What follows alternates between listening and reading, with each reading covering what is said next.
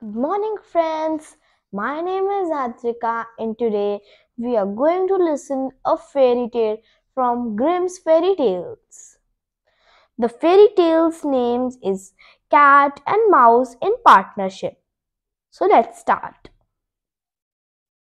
A certain cat had made the acquaintance of a mouse and had said so much to her about her great love and friendship she felt for her, that at length the mouse agreed that they should live and keep house together. But we must make provision for winter, or else we shall suffer from hunger, said the cat. And you, little mouse, cannot venture anywhere, or you will be caught in a trap some day. The good advice was followed, and a pot of fat was bought, but they did not know where to put it. At length, after much consideration, the cat said, I know no place where it will be better to store it up than in the church, for no one dares to take anything away from there. We will set it beneath the altar, and will not touch it until we are really in need of it.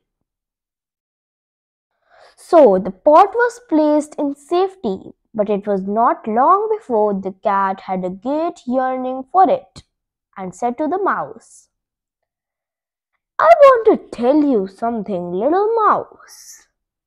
My cousin brought a little son in the world, and had asked me to be the godmother.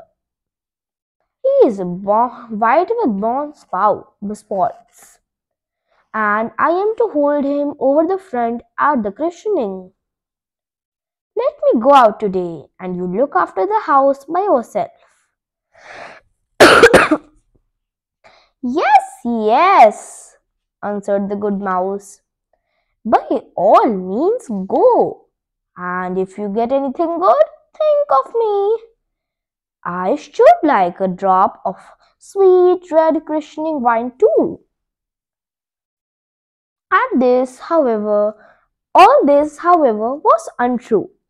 The cat had no cousin and had not been asked to be the godmother. She went straight to the church, stole the pot of fat, and began to lick it, and licked the top of fat off. Then she took the walk upon the roof of the town, looked out for opportunities, and then stretched herself in the suns, and licked her lip whenever thought of the pot of fat. And it was not until evening that she returned home. Well, here are you again, said the mouse. No doubt you had a merry day. All went off well, said the cat. What name did they give the child? Top off, said the cat quite coolly. Top off, cried the mouse.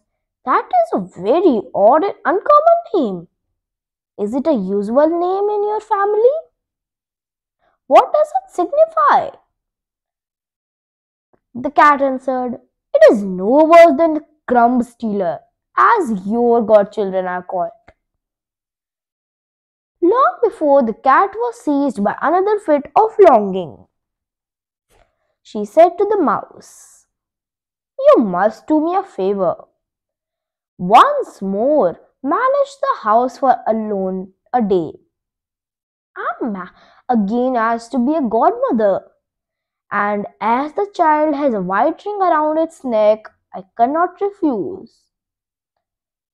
The good mouse consented, but the cat crept behind the town walls to the church and devoured half the pot of fat. Nothing ever seems so good at what one keeps to oneself, said she, and was quite satisfied with her day's work. When she went home, the mouse inquired, "And what this child questioned?" "Half done," said the cat. "Half done? What are you saying? I've never heard the name in my life. I'll waggle anything that it's not in the calendar."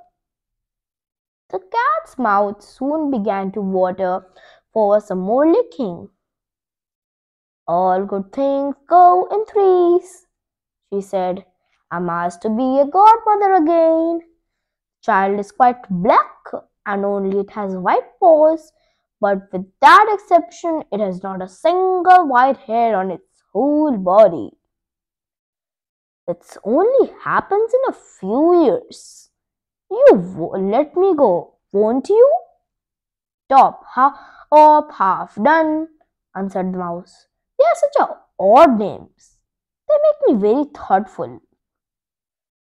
"You sit at home," said the cat, "in your dark grey fur coat and long tail, and are filled with fancies.